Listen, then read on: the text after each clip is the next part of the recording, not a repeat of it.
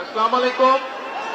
আমরা যদি 1 মিনিট আমরা যদি এইখানে আজকে যেহেতু আমাদের এখানে কোনো অনুষ্ঠান নেই, সেই জন্য আমরা যদি 1 মিনিট ঠিক করতে হবে।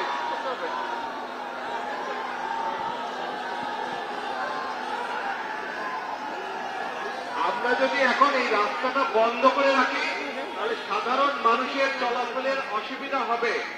যেহেতু আমাদের আজকে এখানে কোনো কর্মসূচি নেই, সেই জন্য আমরা চেষ্টা করি যত দ্রুত সম্ভব রাস্তাটাকে খুলে দেওয়ার জন্য, যাতে সাধারণ মানুষ চলাফেরা করতে পারে স্বাভাবিকভাবে সম্ভব। আমরা সচেষ্ট হই দেশের জন্য। কোথাও যদি রাস্তায় একটি কাগজ পড়ে থাকে, ময়লা হয়ে থাকে, দরকার হলে সেটাকে আমরা সরিয়ে দিব।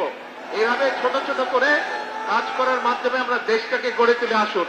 আর এখন আমি সকলকে অনুরোধ করব, দ্রুত আমরা রাস্তাটাকে খালি করে দেই যাতে সাধারণ মানুষ চলাফেরা করতে পারে। সকলে ভালো থাকবেন ইনশাল্লাহ। আমার জন্য দোয়া করবেন। দেশের যে খালেদা জিয়ার সুস্থতার জন্য দোয়া করবেন। আল্লাহ হাফেজ। বাংলাদেশ জিন্দাবাদ।